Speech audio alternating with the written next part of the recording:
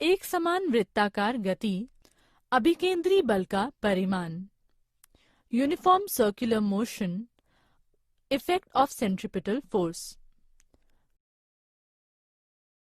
यदि कोई पिंड एक समान वृत्ताकार गति के गतिमान है, तो हमने देखा है कि इस प्रकार गतिमान पिंड के केंद्र की ओर निर्देशित अभिकेंद्री बल प्रयुक्त होता है।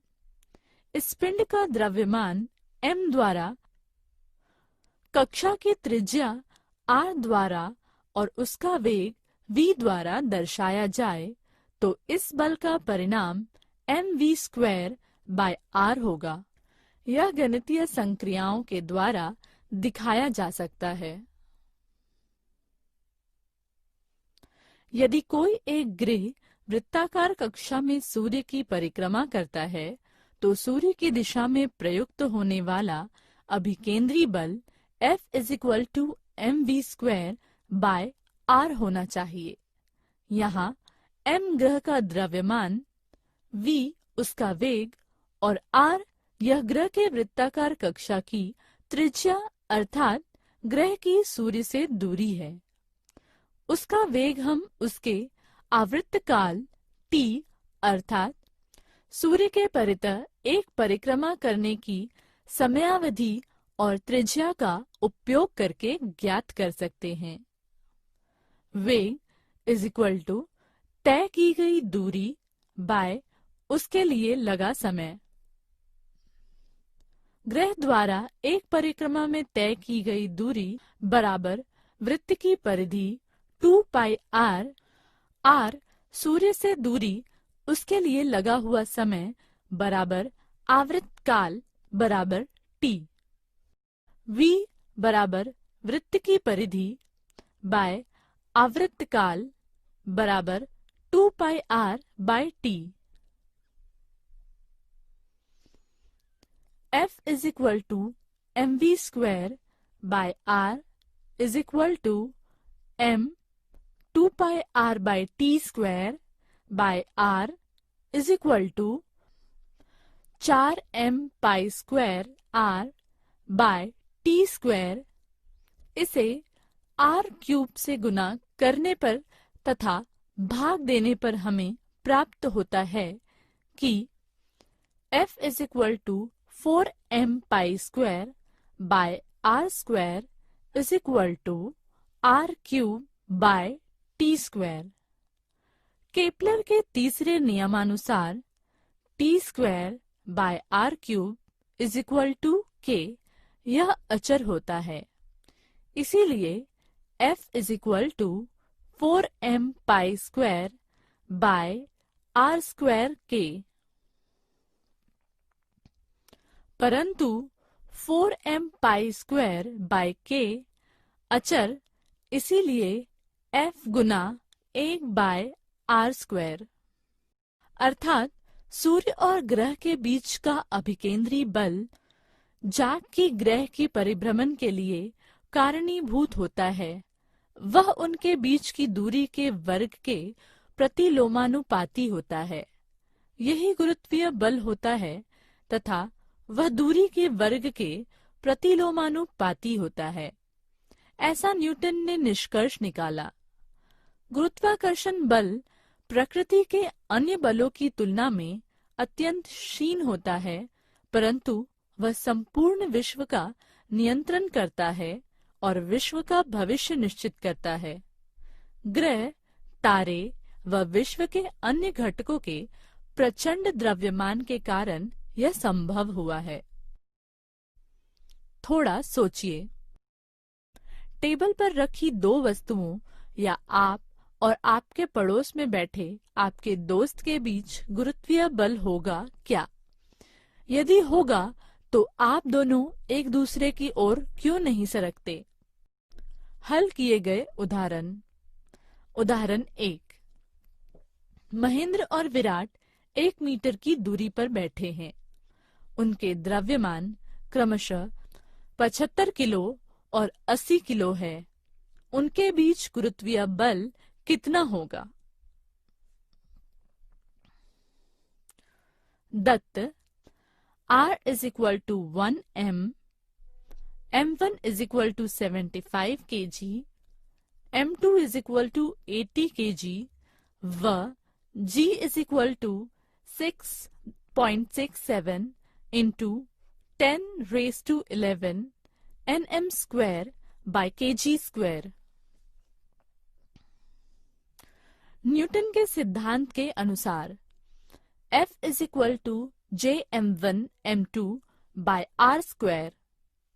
F is equal to 6.67 into 10 raised to 11 into 75 into 80 by 1 square n is equal to 4.002 into 10 raised to 7 n। Mahendra और विराट के बीच गुरुत्वीय बल 4.002 into 10 raised to 7 n होगा। यह बल नगण्य है। यदि महेंद्र और जिस बेंच पर वह बैठा है उसके बीच का घर्षण बल 0 हो तो इस गुरुत्वीय बल के कारण महेंद्र विराट की ओर सरकेगा। उसका त्वरण और उसके सरकने का वेग हम न्यूटन के समीकरणों का उपयोग करके ज्ञात कर सकते हैं। उदाहरण 2। उपर्युक्त उदाहरण में महेंद्र की बेंच घर्षण रहित होगी तो विरामावस्था से शुरू होने पर 1 सेकंड के बाद महेंद्र का विराट की ओर सरकने का वेग कितना होगा? क्या वह वेग समयानुसार बदलेगा और कैसे? दत्त महेंद्र पर प्रयुक्त बल is equal to F is equal to 4.002 into 10 raised to 7 n। Mahendra का द्रव्यमान is equal to m is equal to 75 kg। Newton के दूसरे नियमानुसार महेंद्र के ऊपर बल के कारण होने वाला त्वरण is equal to A is equal to F by m is equal to 4.002 into 10 raised to minus 7 is equal to 5.34 into 10 raised to minus 9 ms square। Newton के पहले समीकरण का उपयोग करके महेंद्र का 1 सेकंड बाद का वेग ज्ञात कर सकते हैं। इस समीकरण के अनुसार v is equal to u plus at। प्रारंभ में महेंद्र बेंच पर बैठा हुआ होने के कारण उसका प्रारंभिक वेग 0 u बराबर 0 है। उसका बेंच घर्षण रहित है ऐसा मानने पर v is equal to 0 plus 5.34 into 10 raised to minus 9 into 1 meter per second। Mahendra का 1 सेकंड के बाद का वेग बराबर 5.34 into 10 raised to minus 9 metre पर सेकंड। यह अत्यंत धीमा वेग है और वह भी घर्षण के अभाव में ही संभव है। यह तुम्हें पता चला ही होगा। यह वेग त्वरण के कारण बढ़ता जाएगा। उसी प्रकार समयानुसार महेंद्र विराट के समीप सरकने के कारण उनके बीच की दूरी कम होती जाएगी। गुरुत्वाकर्षण के नियमानुसार गुरुत्वीय बल बढ़ते जाएगा और उस कारण न्यूटन के दूसरे नियमानुसार त्वरण भी बढ़ते जाएगा। थोड़ा सोचिए। उदाहरण 2 में महेंद्र का त्वरण स्थिर रखने पर वेगानुसार उसे विराट तक सरकने के लिए कितना समय लगेगा? क्या आप जानते हैं समुद्र में नियमित रूप से आने वाले ज्वार और भाटे के बारे में आपको पता ही है। किसी किनारे के समुद्र के पानी का स्तर दिन भर में नियमित समयावधि के बाद 2 बार बढ़ता और कम होता है। भिन्न भिन्न स्थानों पर ज्वार भाटे का समय भिन्न होता है। समुद्र के जल का स्तर चंद्रमा के गुरुत्वीय बल के कारण बदलता है। इस बल के कारण चंद्रमा की दिशा में स्थित पानी ऊपर उठता है। इस कारण उस स्थान पर ज्वर आता है। आकृति 1.6 में दर्शाए अनुसार उस स्थान से पृथ्वी के 90 डिग्री अक्ष से कोण पर स्थित पृथ्वी के स्थान पर पानी का स्तर कम होता है और वहां भाटा आता है।